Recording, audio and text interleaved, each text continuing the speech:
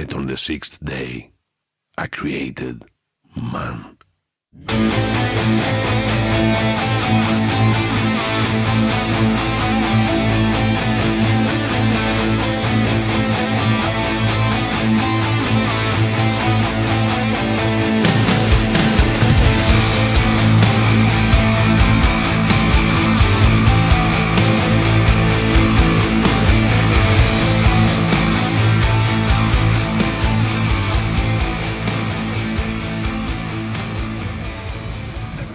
Ahojte, ja som Maťo Vít a som skipper na legendárnej plavbe kapitána Koka. Tento raz sme sa išli pozrieť do Grécka na tú najklasickejšiu začiatočnícku grécku plavbu okolo Saronského zálivu. Je to také asi ako v Chorvátsku a je to akurát tak na týždeň. Leteli sme do Mariny Alimos v Atenách. Odtiaľ sme zobrali loď Beneto Oceane 48. Krásna veľká lodička s jedným kormidelným listom a na druhý deň ráno sme vyrazili za ten rovno dole na mys Sounio na krásny zadobočáčik. To bola taká pohodová plavba v miernom vetre, sem sme museli motorovať, lebo to niekedy padlo cez obed a prišli sme do zátoky pod mysom Sounio.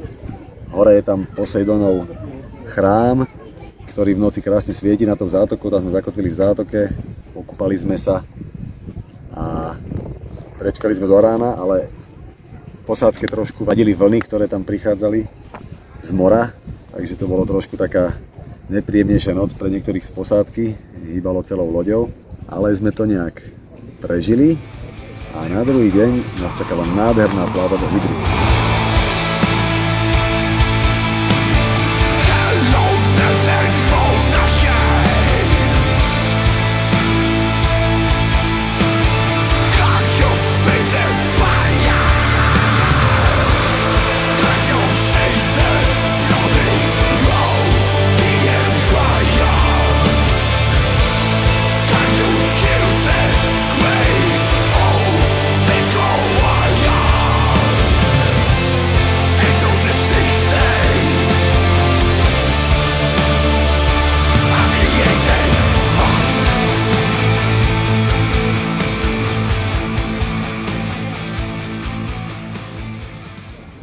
Krásna jazda, krížom cez Saronský záliv, rovno oproti na ostrov Hydra.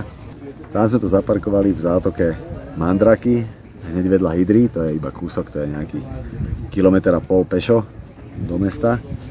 Priamo sa nám tam nechcelo bojovať a zaplietať si kotvy v tom malinkom kotvisku v Hydre, ale je to také mestečko, že kde kto chce objavovať vraj Grécko na začiatok, tak sa tam musí ísť tiež pozrieť, že vraj to stojí za to. A naozaj to stojí za to, to mesto je impresívne.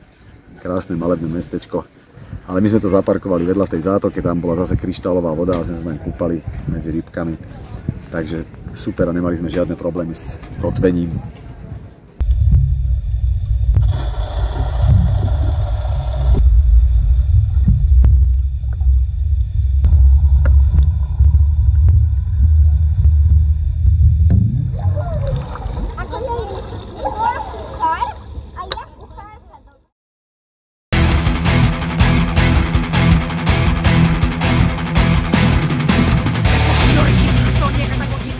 Ďalší deň sme sa presunuli do Porosu, čo je zase v Grécku veľmi známa destinácia. Je to impresívne, keď sa tam prichádza z juhu, napríklad od tej Hydry alebo od Kykladov, tak je to pekný aj ten kanál, jak ide popri meste, sú tam domčeky a tak, ale skôr tam ide o to, že v tom meste je taký život, je tam veľa lodí, je tam veľa turistov a má to taký vibe.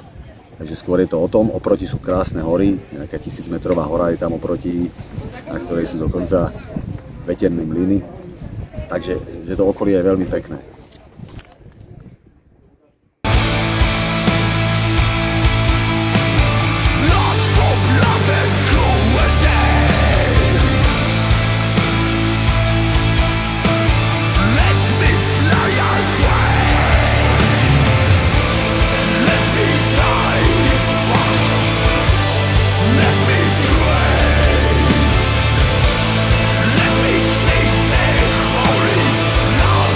Let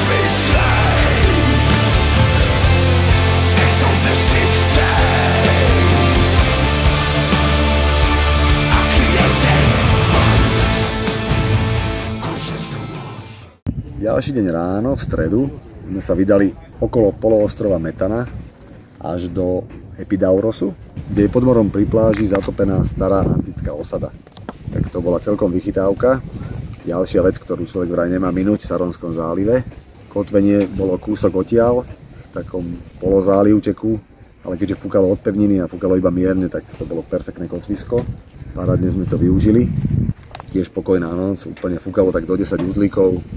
Taká ako keby bríza, ale nebola to bríza, bolo to celú noc. A ráno sme už sa presunuli oproti, do takého malého rybárskeho mestečka Perdika, v ktorom som vlastne aj teraz sa v ňom nachádzam. Za mnou je Perdika. Tuto je to tiež celkom chaotické parkovanie, ale my sme našli také miesto z vonkajšej strany toho posledného, alebo teda prvého mola od mora, toho vlnolamu. A tu sme krásne zaparkovali s tým, že predpokladám, že sa nám ani ráno neskrížia kotvy. Takže Perdika sa nachádza na ostrove Egina, ktorý je v podstate ako keby v strede Saronského zálivu. A tým ako keby trošku ukončujeme, alebo uzatvárame taký okruh po tom Saronskom zálive. Na druhý deň už zajtra nás čaká iba návrat do Atén, ktoré sú vlastne ako keby oproti na pobreží. A schválne sme sa vyhli hlavnému mestu Egina, na ostrove Egina, pretože tam by to mohlo byť ešte rušnejšie než tu a viac lodí. A počuli sme, že reštiky v Perdike sú vychýrené, takže sme zvolili takúto alternatívu.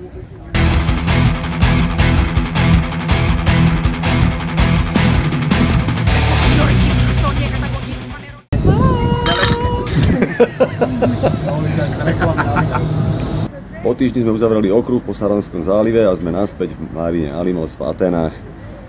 Večer sme ešte išli na koncert americkej kapely Red Dawns, ktorá hrala v štvrti Exarchia, takže sme si užili aj trošku kultúry a dneska už ťaháme na letisko a domov. Vidíme sa na mori!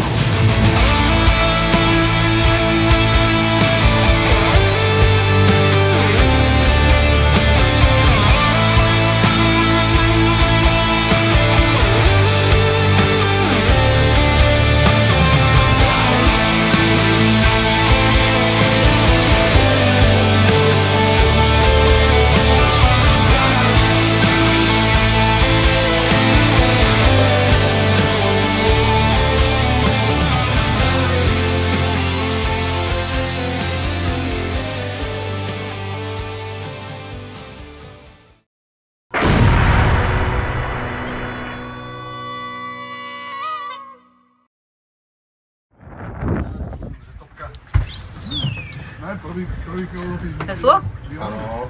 Otočíš sa chrbtom? Díky.